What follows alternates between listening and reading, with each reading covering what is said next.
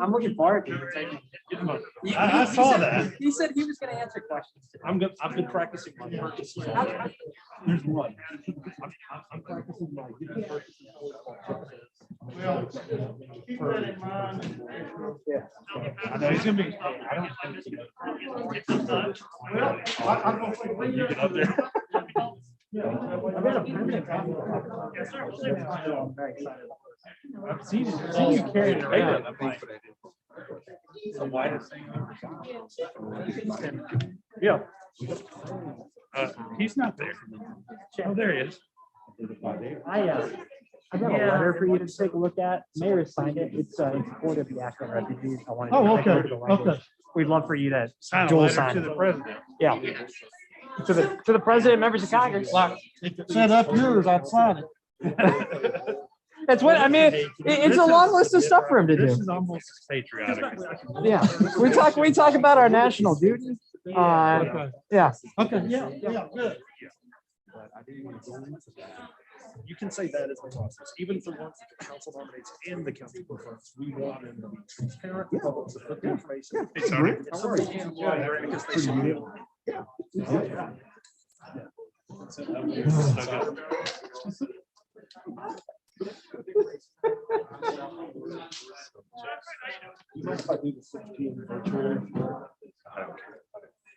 I'm referencing. Why do you have fun?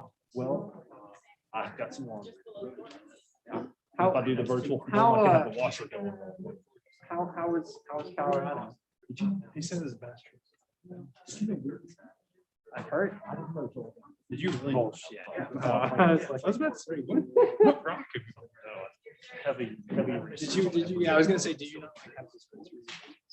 How much did you hide? Nothing at all in his body. Here we are. Good afternoon, ladies and gentlemen. Welcome to our Tuesday, September 14th agenda session. And I'm getting a little bit of echo back here.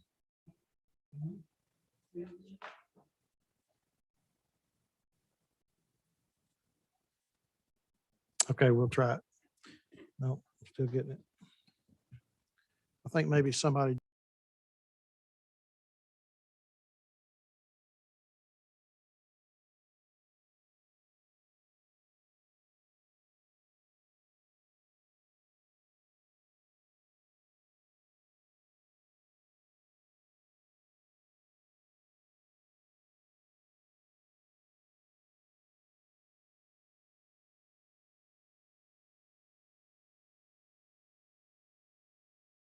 Reading of the budget. Councilwoman Burrs. Thank you, Mr. Chair. So I'm getting some feedback. I'm getting feedback. I think it may be. Councilman Hester. Mine's muted.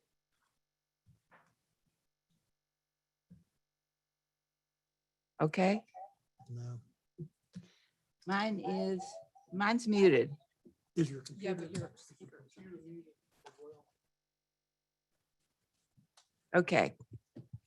Can you hear me? All right, Mr. Chair, I want to take 5A, B tonight. I'm going to make the motion on this. Go ahead. Are we together? Okay. So tonight I'm going to ask to defer 5A B, and under resolutions C and D till the 28th. And let me tell you the reason for that. It's a form over substance thing that I do want the record to reflect. So that's why I'm going over it. So when we began our budget hearings, we began with employee compensation plan. The very first thing we did, and we talked about taxes and we talked about all sorts of details. This stuff was in the paper. It was on the internet. All the information was put forward. As we went forward, we had our public hearing, and I announced the public hearing as being relative to the income or the revenues to the city and also to the expenses. We had our public hearing and people commented on the taxes. The comments weren't really pro or con taxes. It's what they were going to be used for. But it was clear that everybody knew what was going on about taxes and employee wages and how much we needed to increase wages. And it was just a very good plan. What happened is when we sent out the notice, we didn't use the exact language that's in the TCA. And so we found out yesterday that we didn't use the exact language that was in the TCA. And that because of that, the controller could not accept our budget. Well, frankly, the wages for our employees, the plan we have, the sustainability is too important not to do it right. So what's going to happen is I've deferred everything. The notice has gone in for in the paper using the right language. And the way we're going to correct it is on the 28th, we will have a public hearing as a result of the correct language with the same dignity as the first public hearing.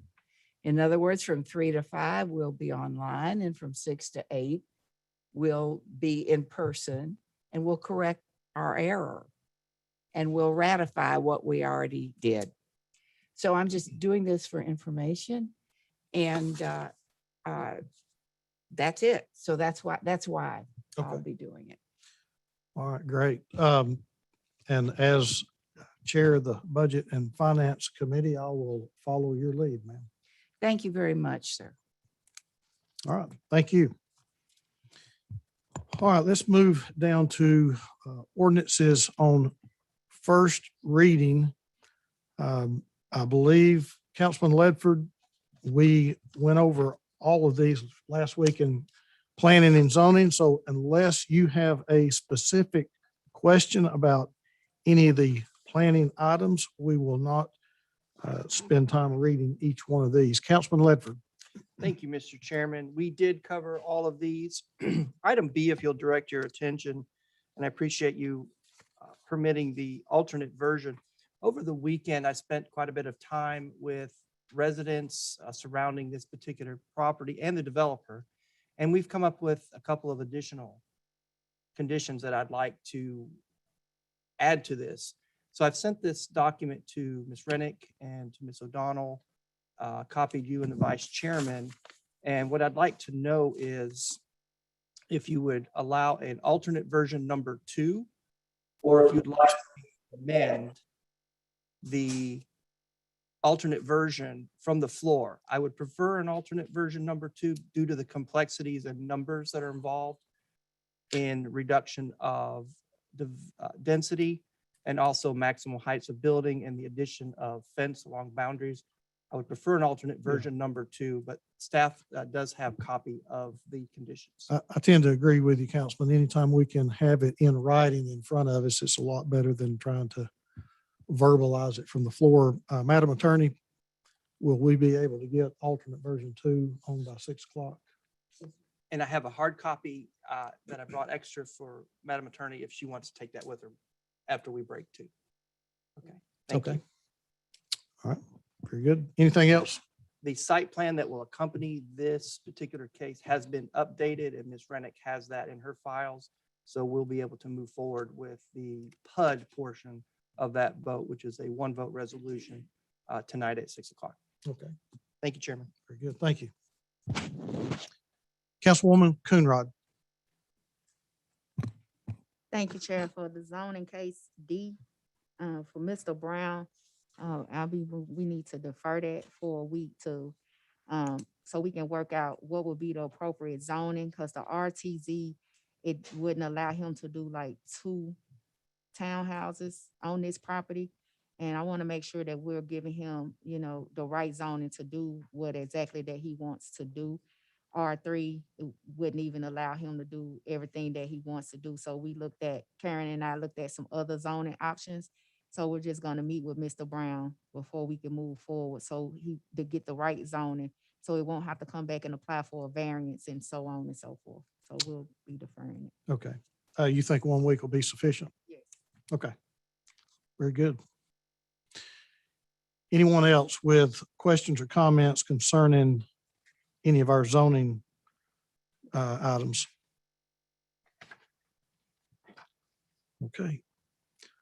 I'm not seeing any other hands at this time. Under Public Works and Transportation, we did go over these 2 items as well in Parks and Public Works Committee last week. Any questions or comments about either one of these, F or G?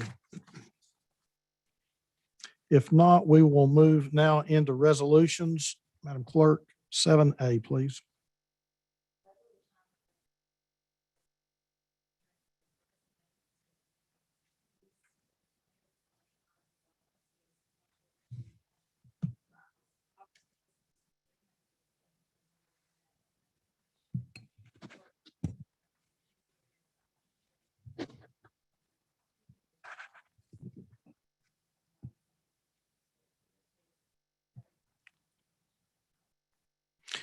Mr. IT, I'm not sure why, but I'm only hearing my mic over the room speaker. I'm not, to be frank, I'm not really picking up the rest of the dice or our clerk is either.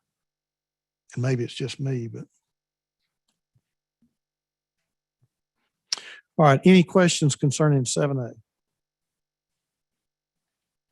Okay, 7C and D, Councilwoman Burrs has already commented on. Moving to 7, well, E and F, G and H was covered in planning and zoning as well last week. Is there any questions or comments on any of these items, E, F, G, or H? Okay. Public Works items I and J. I believe also Councilman Hester, we covered those as well last week. Okay, any questions concerning 7I or J?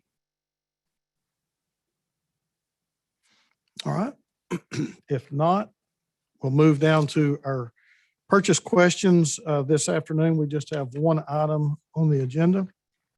Any questions or comments concerning our purchase item for this afternoon? Well, I'm not seeing any hands. We will move to the September the 21st agenda, what we call our 2-week agenda. Any questions or comments that you would have on our 2-week agenda?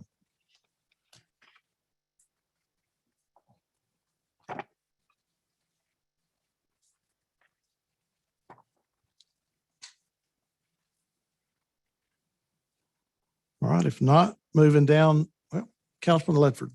Thank you, Mr. Chairman. Will we have an opportunity to hear from the governing body of the bid before that hits our agenda? Yeah, I believe they will be here next week. Is that where we lined them up, Chief? Yes, sir, Mr. Chair. They will be here to provide a presentation and answer questions next week. Okay, because there was some exemptions that I was Maybe very not next interested in that I'd like to Do what? make sure they know I'll be asking about. Actually, let me verify that. I'm not positive they'll be here next Okay. week. I believe we can get them here. Yeah, Do you know? probably dates? could. Next week? next week at our 3:30. Yes, sir. Thank We'll you. have them here. Thank you. Thank you, Chairman. Okay. Any other questions or comments concerning next week's or 2-week agenda? All right. Any proposed legislation that needs to come before this body at this time? I do have one question for our vice chair, who is also the chair of our legislative committee. Mr. Vice Chair, remind me, when we took the proposed legislation to do away with Division II in city court, and we said that we were going to put it on the agenda, what date was that supposed to hit the agenda? I believe that was going to be the 21st this month, sir. Okay. Is that what everybody remembers? Which would be next week. But I do not see it. And I do not see it on the 2-week agenda. So if there are no objections, I'm going to ask the clerk if she would just have it placed on the 28th. That'll give us 2 weeks from today. I have been trying to get a hold of Judge Patey to have her come back. Been unsuccessful so far, but with no objections, then we'll just have it placed on the 28th. Madam Clerk, will you make sure that that is on the agenda for the 28th? All right, Councilwoman Coonrod. Thank you, Chair. I didn't recall the discussion was to have it placed on the agenda, but we did say that we were bringing in Judge Patey to answer questions. So then, in fact, we could move forward. I mean, if the council wants to move forward without questioning Judge Patey or to address the concerns that we had and some of the things that I had brought up in regards to city court, because that was the intention of it, then I'm cool with moving forward too. But the original reason for her to come was because of the questions that arise. Yeah, I agree that there were questions that needed to be answered, but I remember that we did go ahead as a body, agree to place it on the agenda. I could not remember the date that it was supposed to be placed on. I will reach out to her and try to make sure that she's here to answer questions before the 28th.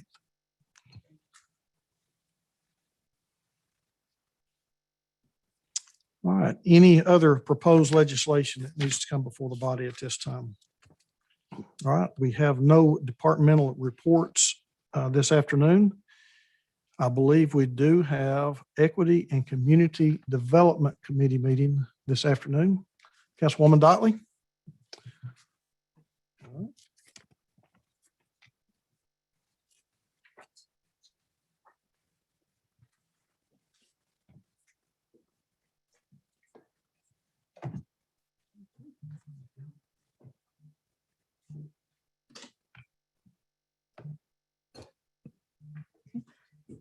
All right, welcome everybody to Equity and Community Development Committee meeting. This is a new committee, so we don't have any minutes.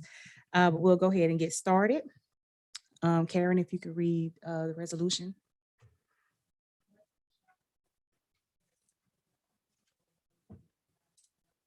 CSBG CV funds to the City of Chattanooga's Health, Educational, and Housing Facility Board for the Impact Workforce Initiative in partnership with the American Jobs Center, the Enterprise Center, Chattanooga State Community College, and the Chattanooga Area Chamber Foundation. All right, are there any questions? All right, I don't see any questions. We'll move on with our agenda.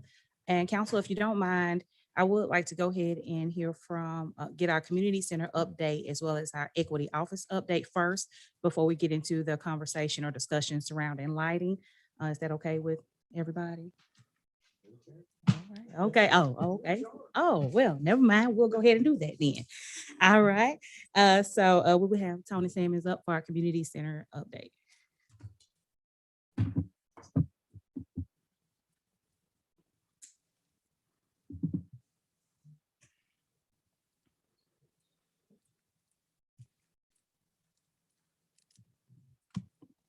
Good afternoon, Madam Chair and members of council. Good afternoon. Just wanted to briefly give you an update on what's going on in community development as it relates to our community centers. We've been spending quite a bit of time working on the transition from its former structure of YFD to the Department of Community Development, where our centers are now being designated, being recognized as community centers. In doing that, I've been spending quite a bit of time with the former leadership of YFD, looking at the structure, making sure that the budget that's being proposed for this year is in line and that the staff are all accounted for. Been meeting also with each of the community center staff, building the relationships with each of those, identifying the concerns that they may have, trying to answer questions and concerns that they may have as well. Through that process also, we've been having internal meetings with other staff members to ensure that our operations and fiscal duties are being accounted for, and that once we complete the transition, things will work smoothly. One of the things that have been talked about before is the development of the Community Advisory Committee. The Advisory Committee pretty much is consisting of actual residents in the respective community areas, neighborhoods surrounding our community centers. Those individuals will have a responsibility of working hand in hand with the staff and ensuring that they're connected with their neighborhoods, working with staff and identifying what the needs and programming that they like to see in their respective community centers. How are they selected? We're asking that those who may be interested in serving on those committees will utilize our existing system that we have for individuals who want and wish to serve on any of our boards, submit their applications through our Granicus system. The advisory committees will be consisting of 9 individuals, 5 in which will be identified and recommended to the mayor for appointment, and 4 will be appointed by the respective council members where those centers reside in their districts. In that formation of the committee, we're asking out of that 9 that at least one of the individuals on that committee is from the ages of 15 to 21. Our reason for allowing that to take place, we want to engage everyone in our communities. We're wanting to have young representation as a part of that advisory committee to be the voice of the youth in the committees, in the communities as well. And this also gives them that training of how to engage in settings such as this. As far as the oversight of our community advisory committees, that will fall under the direction of the directors of community centers. Right now, we don't have them in place. We're in the process. We just closed the application pool for that. So we'll be reviewing those candidates and identifying the directors for those postings.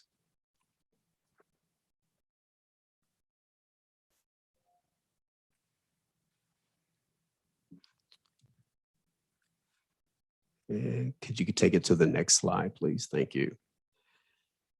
The advisory committee we've identified zones or regions where we've identified 10 regions where they'll be located, and they are as shown on the slide in Lookout Valley, Hickson, North Chattanooga, in the downtown West Side area, South Chattanooga, East Lake area, East Chattanooga, Glenwood, East Chattanooga, Avondale, Brainerd, Eastdale area, North Brainerd, as well as Washington Hills.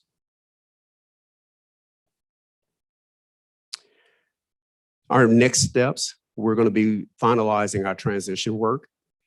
We're going to be doing a full evaluation of the programming for all of our centers, evaluating designated centers as a full-time teen center, We'll also be identifying new locations or a new location for our senior center.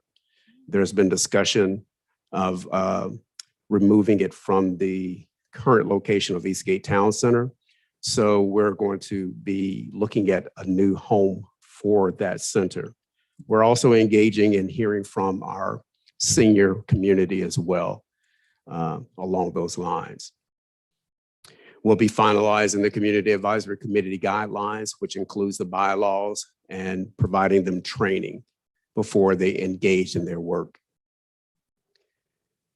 And as I mentioned earlier, we're going to be identifying the directors of community centers, which we'll be doing in the coming weeks. And we'll continue our collaboration with our community health administrator. She provides us the direction as it relates to the development of our reopening plan for our centers. And last, we're collaborating with CPD and looking at our routine patrolling around our centers. We know that that has come up recently, and we want to make sure that we are addressing that appropriately. And with that, if there's any questions. Yes. We have a question. Chairman Henderson.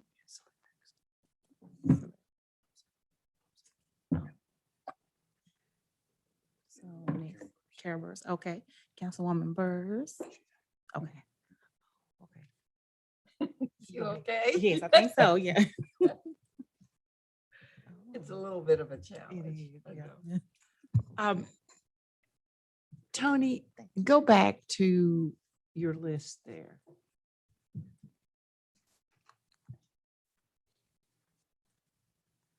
Are you the locations of the regions? Yeah, Okay. yeah. So Shepherd obviously isn't there. Out in East Brainerd isn't there, and Tyner isn't there. We So have them grouped under one of the that's what I was going to regions. ask you. Yes. Where would it be grouped with? I think we have them grouped with how we identified it as North Brainerd. Both Tyner and Shepherd are listed under that heading, that group heading. Okay, so Heritage is not part of all of that, right? Jack Benson Park, Heritage. We have them as a part of that group as well, but they're not as a designated community center. Okay. Okay. Okay, thank you.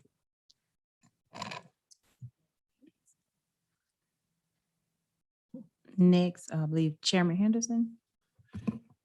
Thank you, Madam Chair.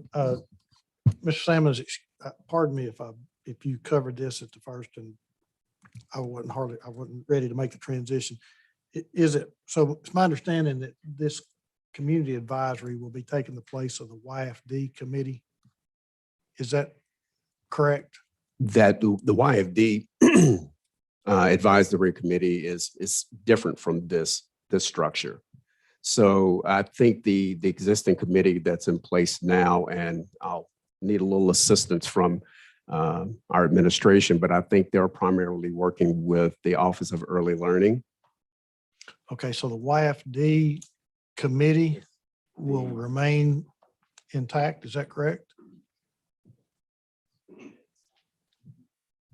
Chairman, the board currently known as the Youth and Family Development Advisory Committee will become defunct this year. Will become what? It will become defunct, Okay. and it will no longer exist at the end of the year. Yeah, don't use those big words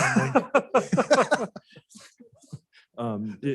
It will no longer exist by the end of the year, and the people who are on that board now will largely be migrated to this new committee or potentially to the Head Start committee.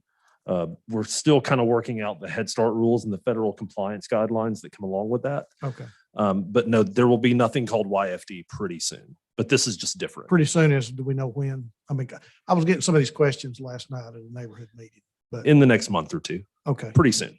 And Mr. Salmons, when do you think this committee will be up and running? Or Well, we're hoping as soon as we get our leadership team hired, as well as we'll start the application process as quickly as possible. So I would say within the next month or so as well. We'll try to working hand in hand. So things will work concurrently. Okay. And I don't want to put you on the spot. Is there any indication when we're thinking we might be able to get the community centers back open? No, I do not have an idea as of yet. Again, we work at the direction of our community health administrator. She drives that. We pretty much are looking at the data. It's not trending in the way that we would hope. So we are working hand in hand with her. I see the chief standing up like he's wanting to say something. Well, I don't mind adding to the wonderful explanation given by Mr. Sammons, but we would likely, in speaking with Dr. Lambert, we are not comfortable reopening the centers until we've hit a 70% vaccination rate or community spread starts trending the other way. And so that's where we currently stand with reopening the community centers. Well, at least we have a target that we know we're aiming for. We do. Thank you. Thank you, Madam Chair. All right, thank you. Councilman Hester.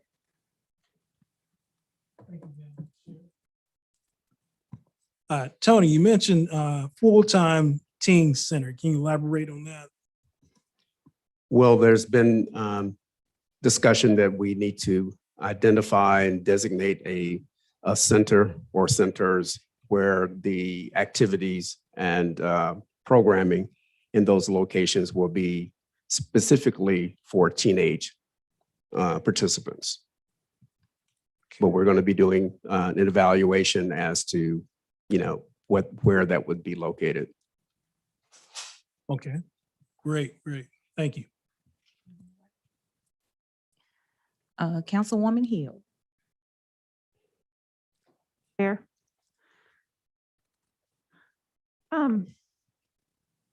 So I'm disappointed as I look at this list because it leaves District 2 without a community center.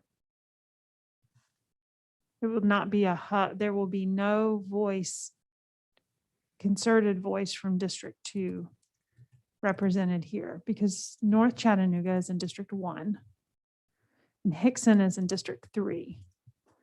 So we have overlap. So that's something that I would definitely want to be in conversation with the mayor's office about for those 5 mayoral appointments.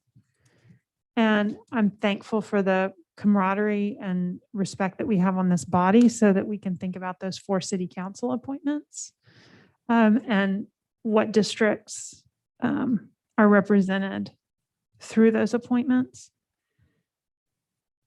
Mr. Sammons, we have 1 community center in District 2, and the community is not allowed to go into it. We heard your concerns, excuse me, several weeks ago with that. And we are definitely looking into to ensure that we have no center that would prevent those within the community area from entering. And that kind of concerned us when we heard you mention that. So we've looked into that. I don't know the fullness of that particular incident, but it is our intent that our centers are going to be open for all. Yeah, it's not an incident, it's a policy. Pardon me? It's not an incident, it's a policy. Yeah. So I guess as a follow-up to Councilwoman Burr's question, I assume that the Francis Wyatt Center will be householded or something underneath this North Chattanooga Community Center. Is that, am I understanding? These designations are identified as regions, and our centers are under each of the regions, are those that are in those community areas. And so in the conversations about programming, it won't just be at the physical North Chattanooga Rec Center, but in fact would go so far as to reach to the Francis Wyatt? We're looking at the programming and activities that are going to be in each of the centers. again, we were developing regions and trying to group the centers in. But to your point, yes, we'll be looking at each of the centers and identifying, and all of this will follow after we've done our complete evaluation of all of our centers. Okay, thank you. All right, next, we have Councilman Byrd. Thank you, Chair. Hey, what's up, Tony? Not What, much. check, have we ever had any more conversation about later nights or later days for the centers to stay open? Like, so I know we had some conversations, I think it's probably been some months ago, about keeping our centers open into the later hours of the day. Is that still on the table? All of that is going to be a part of, and again, as we have the advisory committees, if the community in that area of that center, if that's what they're looking for, those recommendations will be brought up for discussion to be looked at as a part of their ask for their communities. Community needs to speak. That makes sense. Makes sense. The difference in between a director, I see what was hiring for a director, and the facility manager, what would be the Structure? Yeah. Well, the directors of community centers, we're going to employ 2, and all of the centers will be divided amongst those 2. Those community centers, the managers of each of those centers will report up to those directors of the community centers. Gotcha. Just to put on the record, in talking to some community managers and people that do YFD, I don't know if anyone else have had this conversation.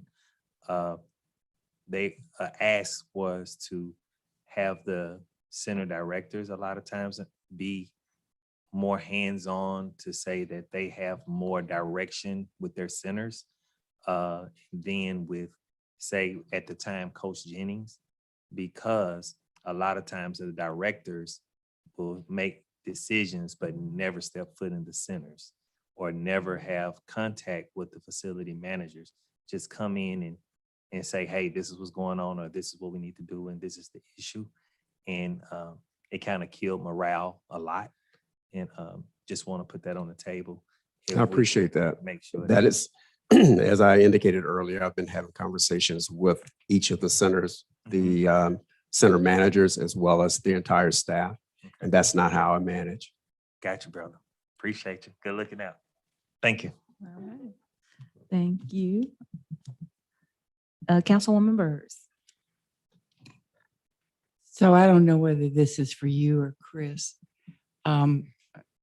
Chris, I know that you're tackling a big job here, and perception is very important, particularly in Chattanooga. I think this is why some of my colleagues may be a little uncomfortable. When you say community advisory committee locations, that gives them at least the appearance of power. And it looks like you've thrown away, that's why I asked my question, some very fine, very successful centers when in fact you haven't. What you're talking about, I think in semantics, is what you're talking about is community center clusters where everyone is going to have a representative. This is a bit misleading, and I don't think that's what you want. I think what you want is to be able to say that every community center is important. They work hard. I know Shepherd is the heart of the community, and yet when we put out a list like this, it looks like you've just blown them off. Not you, I'm talking about in the plan. So I get what you're doing. And I think that the clusters, the meeting clusters are important because there are certain community centers that can work together as clusters to divide up services. And I think it's a great idea. I think that when you put something like this out, it's misleading, and it might cause problems when there aren't any. We're trying to better everything. So it looks from here, just to the naked eye, and people have the attention span of gnats, right? So it looks like you've blown away Francis Wyatt, Shepherd, the other names, I could go on Right. and on, Tyner, the others. And I think it might be wiser if you're listing things. This is just a suggestion. Whoever is in the Hickson cluster, list them underneath it. And I don't know that I'd call it the Hickson cluster. People's community centers are very important to them. I totally agree with you. Okay, and perception may blow you away on this. Right. So I love your ideas. I love what you're thinking of doing. I think you may blow it in the translation because of Chattanooga's rich history and pride in various areas. So it's just something to think about. Those titles and the locations, as we've indicated, that there are regions, and the centers that will lie in those regions are clusters, as you indicated. And I appreciate you bringing that up. For this presentation, I was trying to keep it short and sweet. But before we put anything out to the public in Well, it's totality, out to the public now. well, so. what I mean in totality of, because we're still working on this. This is not the final product of the work that we'll be doing around the community centers as well as the advisory committees. So what we see is an update, as I mentioned at the beginning of the presentation. And we will have it mapped out.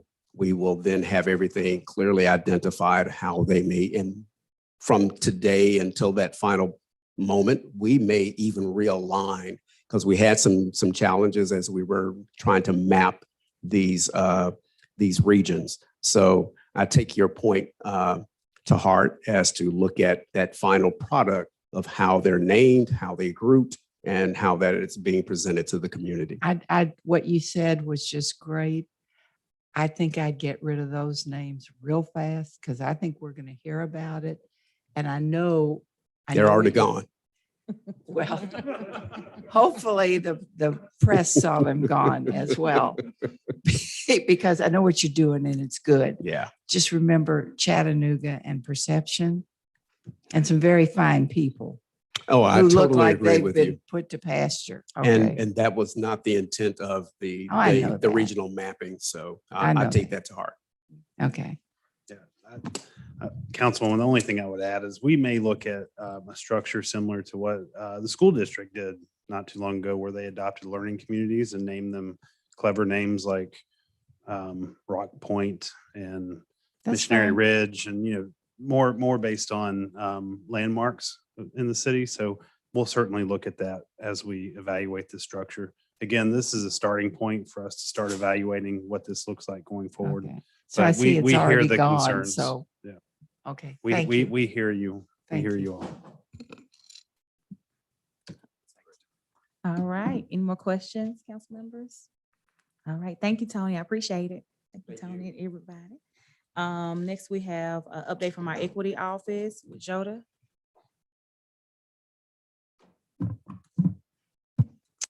Good afternoon, council. How are you all doing? Good afternoon. I could get our presentation up. I believe there should be.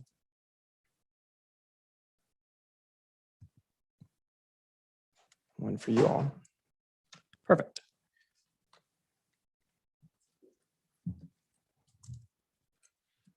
So thank you, council, again for your time. I wanted to take a quick bit of time to review our emerging Department of Equity and Community Engagement, which is both absorbing what was previously the Office of Multicultural Affairs and also expanding its scope of work. But first, I want to level set on, let me see if I can point this in the right direction. Next slide, please. There he is. I want to level set really quickly on why Mayor Kelly felt it was necessary to launch this new department in the first place. So while often misunderstood, equity recognizes that there are gaps in opportunity left behind by the imperfect legacy of our history. And by acknowledging that some parts of our community have fallen behind and have been historically neglected and need more intentional action and investment, Chattanooga can take the first steps in building a more just and prosperous community. And so what this new Department of Equity and Community Engagement will do is expand the work of OMA, but also create a strong internal accountability feedback loop for our city, which ensures that we have an equity lens to all of our work. And this gives us the capacity to really put community engagement front and center in our equity work, so that it is not just equity as interpreted by the mayor's office or Mayor Kelly or this council or a group of city staff, but rather that we have an opportunity to really go out into neighborhoods and hear what they're having to say and bring those that feedback in a real way into the work that we do. Mayor Kelly has laid out an ambitious agenda for our equity work, informed by a vision of One Chattanooga, which we are going to be detailing in more detail here in the coming weeks. But he's also directed our team to not just inform the community of this work, like I said, but to involve them in it. So I want to kind of run through some of the clear lanes that the Department of Equity and Community Engagement as it emerges will be taking on. But first, I want to talk a little bit about the future administrator or leader of this department, which will be a chief equity officer who will report directly to the mayor.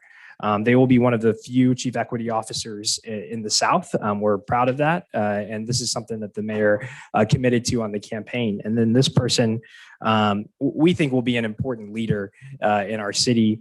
And we are finalizing our search process for this appointment.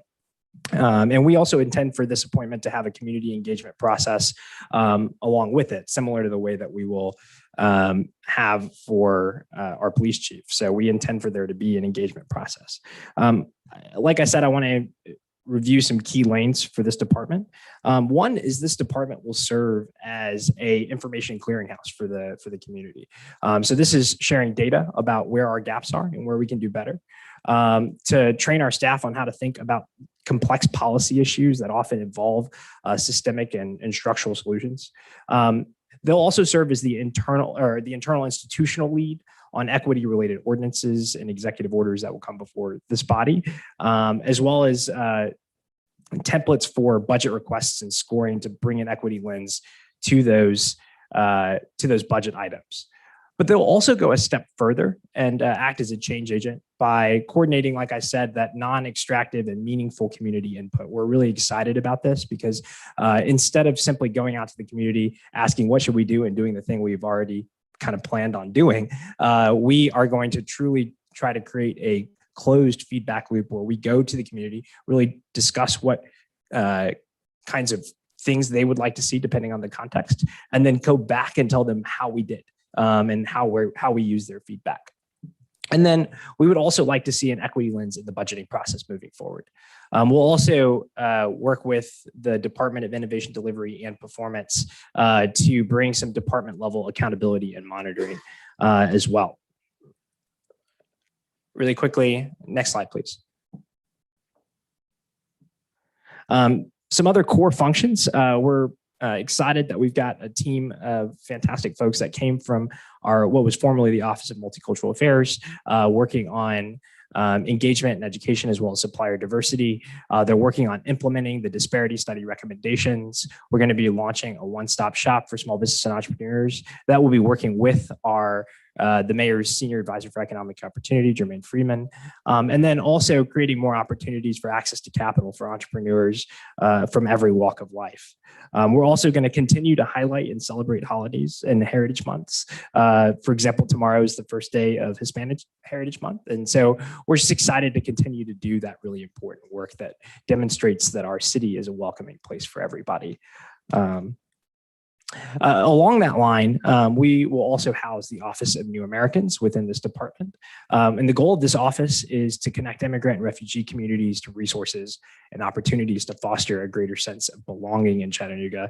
And one thing that I think is important here is that we saw the importance of this with the recent emerging Afghan crisis, where refugees ultimately do need and rely on help from local governments and state governments. We are excited to bring culturally competent, and also language access to our city services. And then also to find ways to continue to engage in involve communities that continue to grow in our community. One thing to note here, and why the urgency of this office and why the mayor has really directed us to move quickly on this, is that we have a growing community of entrepreneurs. This is just in 2019, but there are nearly 1,500 immigrant entrepreneurs, 22,000, nearly 23,000 immigrant residents in Chattanooga, and nearly $500 million in spending power in our community. And then Hamilton County Schools has reported that over 5,200 students are English language learners or have a non-English language background. So this is clearly a growing population. We saw from the newest census data that 9% of our community identifies as Hispanic or Latino, and this number might actually be closer to 12 to 15%, as this is a population that is traditionally very difficult to count in a census process. To wrap up, some of the upcoming priorities for the department are going to be appointing a chief equity officer to lead it. And again, you'll hear more about that soon. Launching the Office of the New Americans once our budget is passed. Both of those top two items are budget dependent. Finalizing our administration's approach to an equitable economic recovery for our city post-COVID, or as we move through COVID, to make sure that our small business community can recover. Assembling a dedicated advisory board for our Department of Equity and Community Engagement. We will also be doing some community engagement around our crisis response teams to solicit community feedback to really understand what kind of co-response model we could be launching first and how we might be redirecting some of those calls to those social workers. And then also we have some further One Chattanooga programming we're excited to share with you in the coming weeks and months ahead, but suffice it to say that we anticipate a substantial change to the format of the mayor's, what has traditionally been a state of the city. We anticipate that to be a more robust community engagement process. So I'll stop there and just see if you guys have any questions. All right. Councilwoman Burrs, is that an old hand? Yeah. Okay. No, it's a new one. Oh, okay. Yeah, it's a quick question. It's a good question. Okay. Can go we ahead. have a copy of this? Yeah, absolutely. We'll get it sent to you. Thank you. Okay. All right. Chairman Henderson. Thank you, ma'am.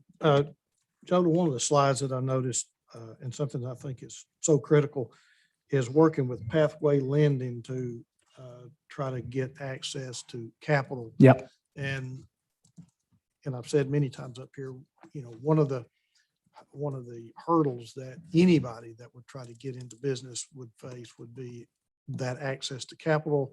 And it does seem like in the African-American community, the access to capital seems to be a little bit more difficult to come by. So, my question is, how are we working with Pathway Lending? What does that look like in order to create those opportunities for? Yeah, I'll turn it over to Jermaine because I think he actually has some more detailed information on that.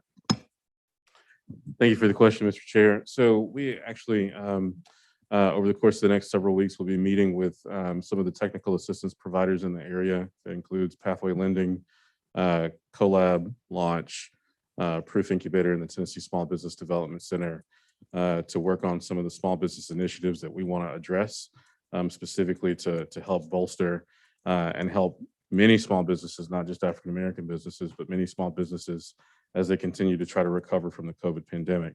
But to Joda's point about us creating a minority business resource center that can sort of serve as a one-stop shop, obviously access to capital has been something that we've been hearing now for a while. And so I think having Pathway to eventually potentially even have a presence there is something that we would, is something that we're really looking at doing. We also have a meeting scheduled with Pathway this Friday, along with some of the other technical assistance providers to talk through some of the challenges of access to capital. So we'll be meeting with them Friday at 2:00. So we really don't, at this point, have a plan forward. It's just more a conversation at this point. It is a conversation. I would also just sort of remind the council that Pathway didn't come into the market until we asked them to come. So the fact that they've created a $7.5 million fund is a direct result of the city reaching out to the banking community to get them to come here because they didn't previously have a fund here in Chattanooga. We're not talking about $10,000 worth of capital. Many times it's Right. going to be much more significant Yes, sir. need than that. Yes, sir. So when we're at the table, that needs to be addressed as well. Yep, absolutely. Okay. Thank you. Yes, sir. All right. One thing I'll add there is that access to capital generally is going to be a priority for this administration, particularly for minority and women-owned businesses. Before I was here at the city, I worked at the Community Foundation, where we really did work and think about what are the barriers to different kinds of business owners from every walk of life. And the capital stack actually changes as entrepreneurs continue their path, from starting maybe an operation in their garage and then trying to launch into a building of their own, or move from a truck to a restaurant. Those are, as you pointed out, Chairman Henderson, extremely capital intensive operations. And, historically, what we've seen is that things like how long your business has been in operation or how much external capital you have can be a real barrier. I think that's one area where Chattanooga can potentially really lead, is opening up access to capital to minority businesses. Okay, all right. Thank you, Joda. Thank you. Councilwoman Coonrod. Thank you, Chair. Chip, that was a great question.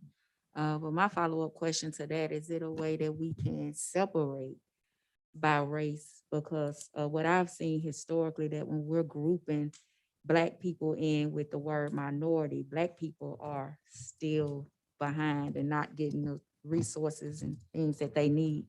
Most they're outside of not getting the capital that they need for their business. So are we able to separate that, and so we can better track it, so we'll know how many Black people, Black business owners that we actually are serving, versus in the minority track where they could be, Asians, Chinese. I think we're going to be looking for data that is disaggregated by race generally. So we should be able to see that kind of data for sure. Okay, I love to see that too, what is trending like and who all that we actually are helping. I'm a data nerd, just like you. And so I would also want to see that information. So I'll be asking for it. All right, thanks. All right, any other questions, council? All right, thank you, Joda. Thank you. Appreciate you. All right, and the last item that we want to address in this committee meeting, there have been several issues that have surfaced regarding lighting in residential neighborhoods. Given these concerns, we found it necessary to bring this before the city council for further discussion. The current lighting ordinance found in section 38, 33 of the city charter states that exterior spotlighting or other illumination of non-residential uses or structures shall be directed away from any residential zones or uses. This ordinance does not address the type of light, measurement of light, or height of light to residential homes. In order to address these issues, the council has asked Mr. Randy Ridge with code enforcement to elaborate on potential issues with the current ordinance when there's a nuisance complaint. And also we've asked a representative from the mayor's office to give feedback as well. So is Mr. Ridge here?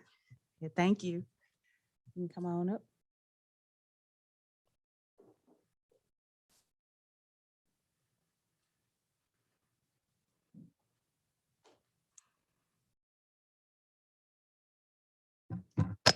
Hello. Hello. I guess maybe the best way to handle this is just to start firing away with the questions, if you have any. This specific case is a case over in Battery Place. And it involves some updated lighting that's been installed by the Manker Patton Tennis Club.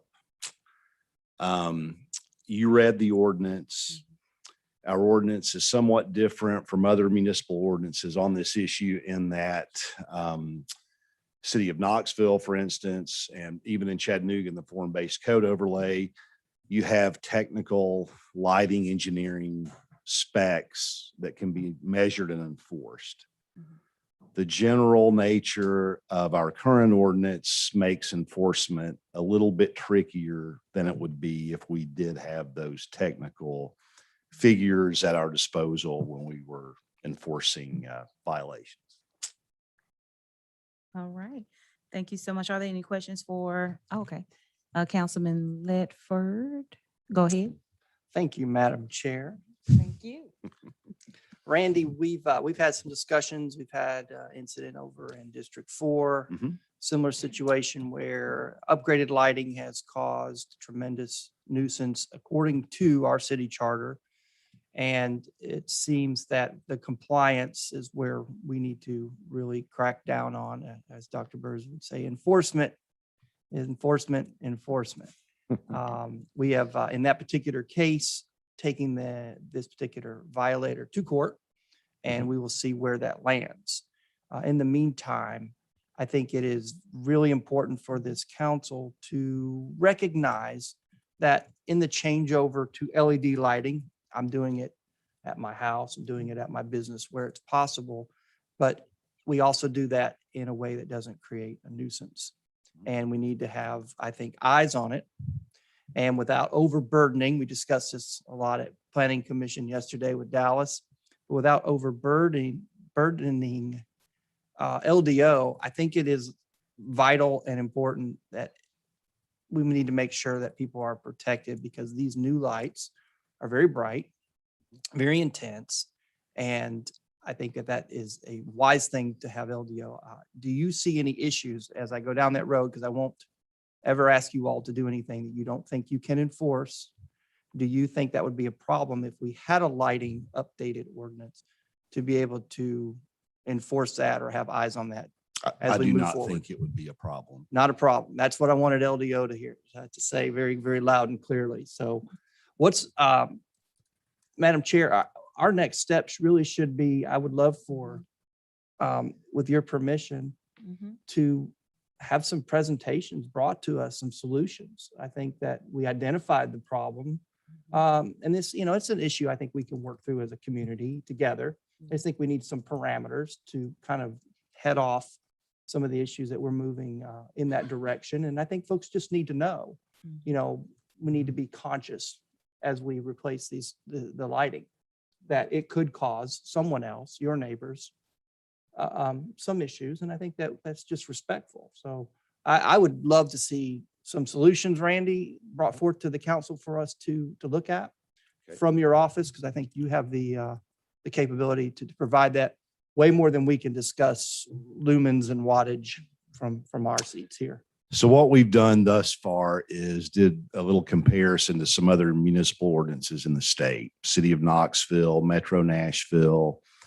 I was just looking at one in Franklin, Tennessee, there in the back. And what I found is that surprisingly, Metro Nashville's was rather vague and specific, like our current ordinance on lighting, whereas Knoxville and Franklin had very specific lighting engineering specifications in their ordinance. So certainly the more technical, the easier the enforcement is if it's a measurable light level.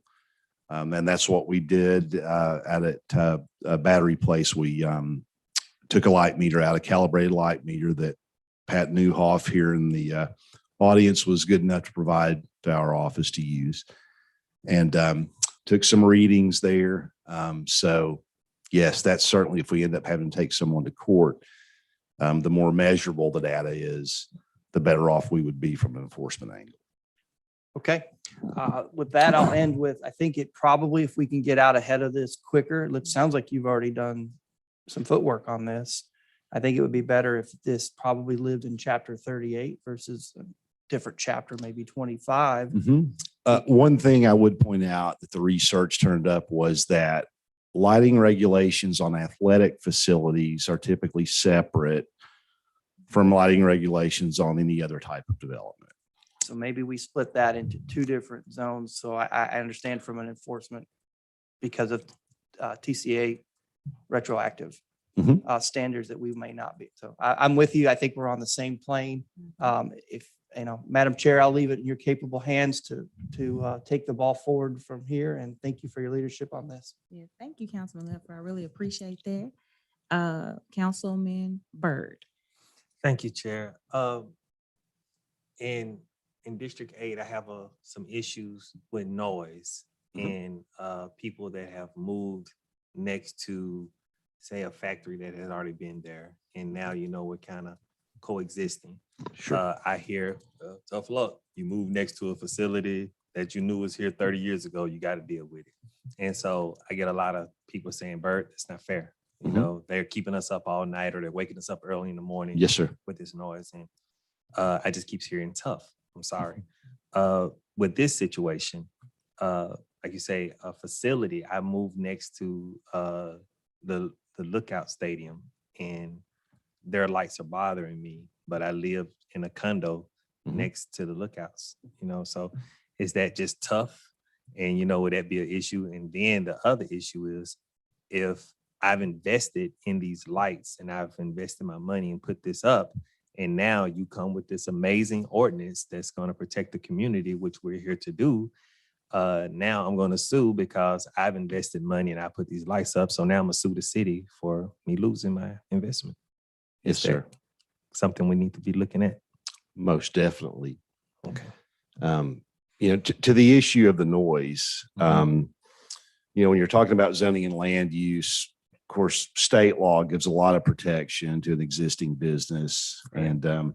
But it's a conundrum, as downtown is redeveloped and you've got Right. more residential units downtown, our office has gotten a lot more complaints in the last 10 years about things like noise and impact from land use. There's probably a more tactful way to say it than tough luck. Maybe something like, the Tennessee code grants protection to some of these Right. businesses. And, the downside of that is if you run the business out of the area, you're running the jobs out of the area too. Right. So, we get it from both angles. Yes, sir. But yes, it's certainly something to consider. Something to consider. All right. Thank you. All right. Thank you so much. Any other questions for Mr. Ridge from the council? All right, thank you. Oh, I'm sorry, Councilwoman Coonrod. Oh, okay. Okay. All right. Thank you, Mr. Ridge. I really appreciate it. I did ask for some feedback from the mayor's office regarding this. Is anyone here? That's you, Chris? Well, I'm sorry to inform you that I'm now the mayor's office for the Okay. purpose of this meeting, but Okay. if you have any specific questions, I'd be happy to answer them. No, I just asked for, I had spoken to Brent about maybe some feedback regarding the lighting, the ordinance itself, and possibly, and I guess there's a question for the city attorney. If we were to update the ordinance, would that open up the city for lawsuits if we make it retroactive? Chris? We can't make it retroactive. Okay. Thank you. Well, that's all I have then. Chris. Thank you. Thank you so much. Any other questions? Councilwoman Coonrod, you can go ahead. Thank you, Chair. I guess, Chris, since you're the only one here, several times I've asked for when will council receive the presentation on the short-term vacation rental study that we asked for previously. In fact, it was Erskine Oglesby that addressed it. And as a council, we asked for that study to be done, and we still haven't received it because we were asking about, the saturation that was happening in specific neighborhoods and how we address it. Do we need to limit certain areas? In that way, we haven't received it.